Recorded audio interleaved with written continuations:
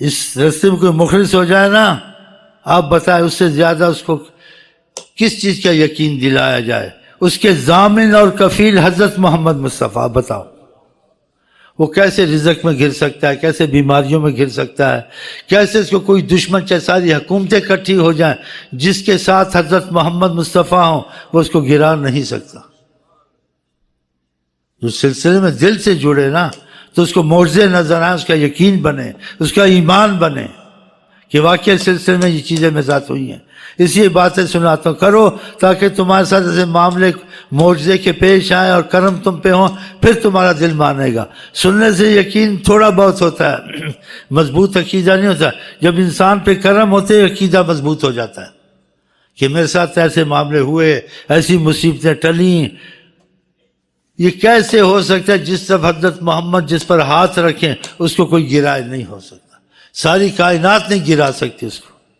اور یہ اس طریقت کے امام نے آقا جی سے عرض کی تھی، بھیک مانگی تھی، یا رسول اللہ جو ہمارے سلسلے میں داخل ہو اس کے کفیل اور ضامن آپ بنے. آپ نے قبول کیا کہ جو سلسلے میں داخل ہوگا اس کے ضامن اور کفیل حضرت محمد مصطفیٰ. یہ اس بنا پہ میں بات کر رہا ہوں، اپنے بنا پہ نہیں کر رہا ہوں کہ آقا جی کا یہ کرم ہے کہ آقا جی اس کے ضامن اور کفیل بنتے ہیں. وہ آدمی کیسا بھی ہو رسوا نہیں ہو سکتا، وہ کسی معاملے میں گر نہیں سکتا. وہ جڑ جائے اس کو صدقہ نہیں کھانے دیں گے حضرت محمد مصطفیٰ. بعضوں کو ایسے ہوا پتہ نہیں چلا، آقا جی نے منع کیا نہ کھانا، یہ صدقے کے پیسے ہیں کہ تم شہنشاہوں کے جب ساتھ ہو گئے تمہارے کفیل ہے، تم کو صدقے کھانے کی کیا ضرورت ہے، تم تو اوروں کو صدقہ دو. ہاں آپ یہ نہیں سمجھے حضرت تھے، وہ ہر وقت ہیں. اور یہ سلسلہ آپ کو معجزے دکھائے گا اگر آپ صحیح معنی میں سلسلے میں جڑے. اور سلسلے میں جڑنے کا جو بنیادی طریقہ ہے، جس چیز سے خدا خوش ہیں، حضرت محمد مصطفیٰ راضی ہیں، وہ کام آپ کریں. اور جس چیز سے خدا راضی اور آقا ناراض وہ کام نہیں کرنے. اگر یہ آپ کے دل میں جم گئی نا یہ غم، پھر دیکھیں آپ پہ کیسے کرم ہوتے ہیں. ہاں یہ مختصر میں نے کہہ دیا، اس میں تفصیل بھی آ گئی ہے. تفصیل نہ کرو، ہر عام آدمی سمجھ سکتا ہے یہ کام غلط ہے، یہ کام صحیح ہے، یہ کام یقین والا ہے، یہ کام شک والا ہے. اس تجارت میں شک ہے، اس میں خالص ہے، اس میں شک نہیں حلال ہے، وہ خالص حلال کا شک والا رکھا ہے. جو چیز خدا کو خوش رکھتی ہے، حضرت محمد مصطفیٰ کو خوش رکھتی ہے، وہ کام آپ کریں. وہ جاہل ہو یا عالم ہو، کوئی بھی ہو، پڑھا لکھا ہو، پتہ چل جاتا ہے اس کو کہ یہ کام غلط ہے. اس کا وضاحت ایک دوسرے سے پوچھ لیتا ہے، بھائی یہ مسئلہ کیسا ہے، یہ تجارت کیسی ہے، میں ماں باپ کے ساتھ ایسا، ماں باپ ایسا چاہتے ہیں، میں ایسا کروں نہ کروں. تو بتانے والے ماں باپ ایسا چاہتے ہیں، لیکن خدا کے رسول نے منع کیا ہے اس بات میں ماں باپ کی بات نہیں ماننی ہے. جہاں خدا کے نبی کے یا اللہ کے خلاف ماں ہو باپ ہو اس کی بات موافق نہ ہو، وہ چھوڑ دینی ہے.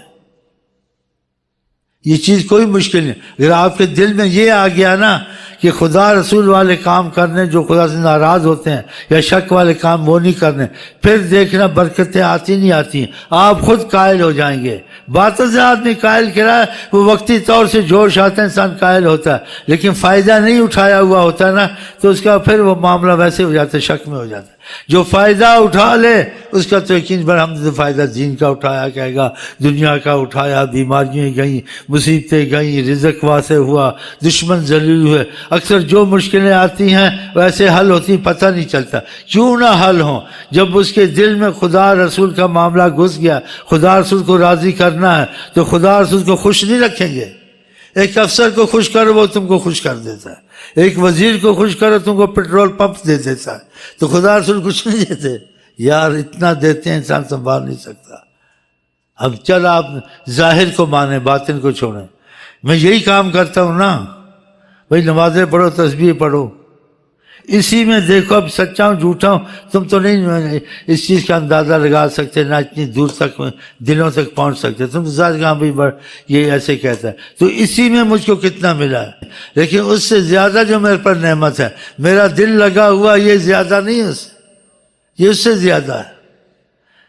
تو تم کسی کے پاس لگو بھائی اس سے فائدہ ہوگا، دیکھو خود بھی سکھی ہے نہیں ہے، اور اس کے حالات اچھے تو معلوم ہوتا ہے خود بھی خوشحال ہے، انسان اس سے اندازہ اتنے اندازہ لگا دیکھ لو کہ تمہارے پاس جائیداد ہے، میرے پاس بھی جائیداد ہے، تمہارے پاس اے سی ہے، میرے پاس بھی اے سی ہے، تمہارے پاس فریج ہے تم سے 100 درجہ زیادہ، تمہارے پاس 10 مہمان کھاتے ہیں، میرے پاس 1000 مہمان کھائے روز، خدا کی قسم کمی نہیں دیکھنا۔ ہاں تم نوکری حکومت کی کرتے ہو، تم کو جو ہوتا ہے تھوڑا بہت وہاں سے ہوتا ہے، ہم نوکری حضرت محمد مصطفیٰ کی کرتے ہیں، یہ انہی کا کام ہے، تو کرم ہم پہ بھی ہوتا ہے۔ اگر تم اس نوکریوں میں لگ جاؤ تو آقا کے یہاں نوکری کی کمی نہیں ہے، نہ آقا کے یہاں خزانوں کی کمی ہے، رحمت اللہ عالمین نے نواز دیں گے۔ اس لیے تمہاری رسائی کے لیے آقا جی کے ساتھ یہ باتیں سمجھاتا ہوں۔ اگر ان سے تم ادھر ادھر ڈھونڈتے پھرتے ہو، ریلیوں میں حرام حرام موتیں مرتے ہو، تو پھر جا کے کسی اور میں گھسو، پتہ کون سی پارٹی نے تم کو کیا پڑھی ہے، جب تمہارے پاس حضرت محمد مصطفیٰ ہیں، جب وہ تمہارے ضامن کفیل ہیں، ساری کائنات کو آگ لگاؤ، تم بن جاؤ غلام مصطفیٰ، بس دل سے۔ دیکھو تمہارے کام بنتے نہیں بنتے، آخر کے دنیا میں بننے شروع، ہمارے بنتے ہیں۔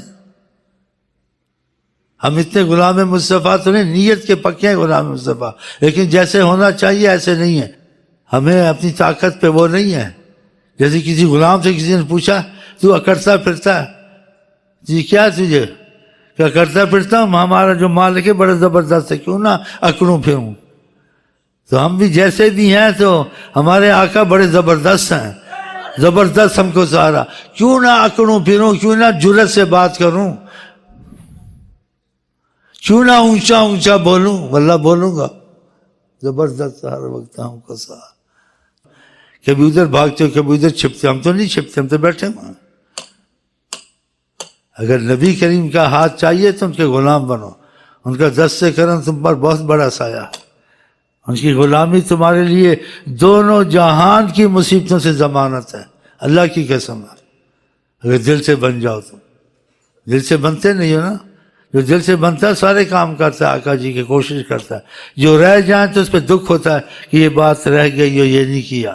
انسان کمزور تو ہے لیکن اس کو افسوس رہتا ہے میں ساری باتیں ان کی مانوں، سارے کام ان کے کروں، وہ جماعت سے نمازوں کے جماعت سے پڑھوں، ان کی سنتوں پہ چلوں، جو وہ چاہتے ہیں وہ وہی چاہے، اس میں بھی یہی ڈر رہے کہ جیسے وہ چاہتے تھے ایسے میں ابھی تک ہوا نہیں ہوں۔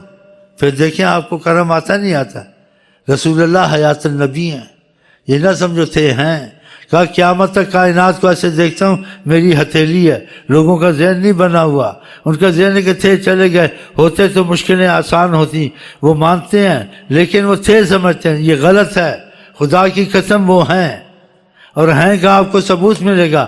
اگر ذکر اذکار نہیں چھوڑے اور تم نے نیت طریقت میں ٹھیک کی، تم کو ان کا پتہ چلے گا وہ ہیں یا نہیں ہیں، وہ تم کو خود بتا دیں گے، میں نہیں بتاؤں گا، وہ تم کو حیران کر دیں گے، تم کو نیم پاگل کر دیں گے، اللہ کی قسم۔ اس لیے ان کو تھے سمجھو ہیں نہ سمجھو، تھے نہ سمجھو ہیں سمجھو، اور آپ یہ جو باتیں بتاتے ہوئے کریں تاکہ آپ کے اور آقا کے درمیان فضا بنے، اس فضا میں آپ کو پتہ چلے گا کیا دکھتا ہے، تو آپ کا سوال جواب ختم ہو جائے گا۔ ہاں یہ علماء سوال جواب میں رہتے، پتہ کچھ نہیں ہوتا ان کو بیچاروں کو، ان کے پاس طاقت بھی نہیں ہوتی۔ ایک طریقت کا آدمی ہے، ایک مثال کے طور سے ظاہر کی بات ہے، پھوتی نہیں مار رہا ہوں، مثلاً کے طور کسی عالم کو بھی لے آئے، جو طاقت سے میرے پاس ہے، مکر کی ہے یا شکر کی ہے یا کھینچنے کی ہے، وہ ایسے لوگوں کو اکٹھا کرے اور کسی کو جمائے پڑھائے نہیں کر سکے گا۔ میں گنڈے پھنڈے کو پکڑ لوں نا، وہ صرف پیروں پہ رکھ دے گا، جوتے پہ رکھ دے گا، اور اتنی محبت کرے گا مر جائے گا میرے پیچھے۔ اگر میں نے محبت کی، اس کو بولو کر کے دکھا، ایسے بول کر، ایسے نہیں کر سکے، کوئی بولتا ہے اتنا ہوتا تیرے کچھ نہیں ہے۔ اور یہ امین ایک، یہ جس کو پکڑ لے اس کی جان نہیں چھوٹتی ہے، جو اس سے جڑ جائے اس کے حالات ٹھیک ہو جاتے ہیں، اور جو نہ جڑے پھر پھرا کے 100 سال کے بعد ادھر ہی آ کے جھکتا ہے۔ بیچ کی باتیں کرتا ہوں، تھوڑی تھوڑی، گہری نہیں کرتا ہوں۔ تمہارا فلانا تھا، ڈھماکہ تھا، سارے پاکستان ہندوستان کے مشہور یہ چنے ہوئے ہیں، انہوں نے ناک رگڑی ہے یہاں آ کے، کافی پھرے ہیں، اور پیر سرہندی نے بھی ناک رگڑی آ کے. یہ باتیں کیوں سناتا ہوں؟ اس لیے سناتا ہوں جو آقا کا غلام بن